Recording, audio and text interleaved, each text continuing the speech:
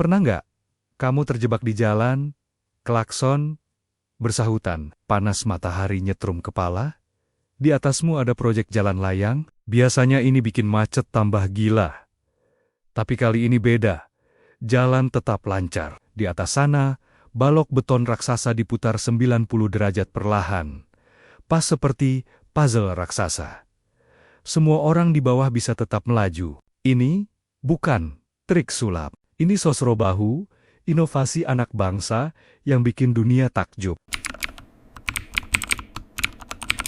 Kita flashback ke era 1980-an. Proyek jalan layang di Jakarta bikin macet berhari-hari. Lalu muncullah Insinyur Cokorda Raka Sukawati, seorang insinyur sipil dari Bali yang resah melihat kekacauan ini. Bayangkan, setiap kali pengecoran, jalan harus ditutup. Kerugian ekonomi miliaran rupiah, emosi masyarakat memuncak. Cokorda berpikir, kalau balok ini dipasang tegak lurus, macet nggak akan pernah selesai. Tapi kalau saya cor sejajar jalan, lalu diputar setelah jadi, bisa nggak ya? Ide itu terdengar gila di zamannya. Tapi justru, dari ide gila itulah, lahir Sosrobahu. Sebuah sistem yang memungkinkan balok beton raksasa diputar hanya dengan tekanan minyak. Nama Sosrobahu terinspirasi dari cerita pewayangan, tokoh yang kepalanya bisa berputar ke segala arah.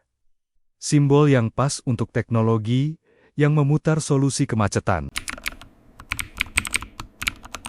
Sekarang kita masuk teknis sedikit, tapi jangan khawatir.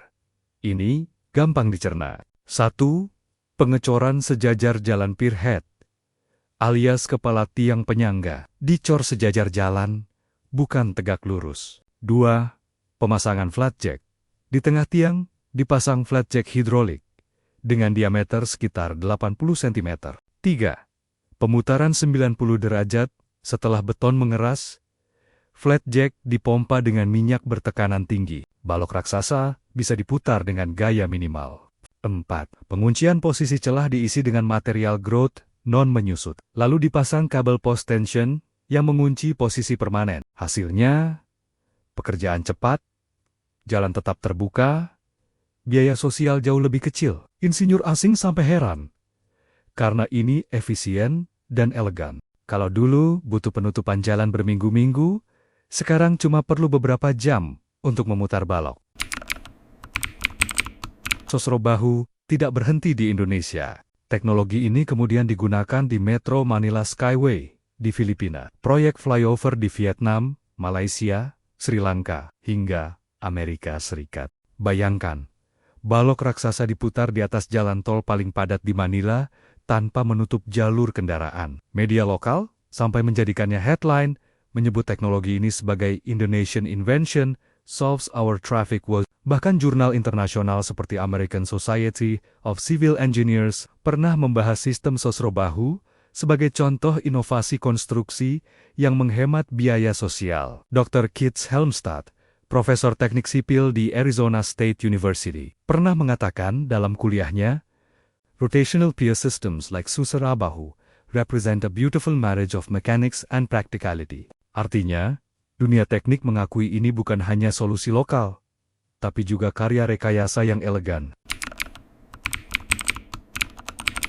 Banyak yang mengira Sosrobahu cuma cerita nostalgia, padahal hingga 2025, teknologi ini masih dipakai. Contoh nyata, proyek tol Semarang-Demak oleh Hutama Karya. Pada 18 Mei 2025, progres proyek saat itu 64,2%, dan yang paling penting, jalan tetap buka untuk masyarakat.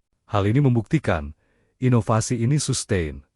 Bukan hanya tren sesaat, generasi baru insinyur masih belajar, mengembangkan, bahkan memodifikasi sistem agar lebih hemat energi dan lebih cepat. Sosrobahu lahir dari keresahan, diuji dengan keberanian, dan kini jadi warisan yang digunakan dunia. Pesannya sederhana, tapi mendalam.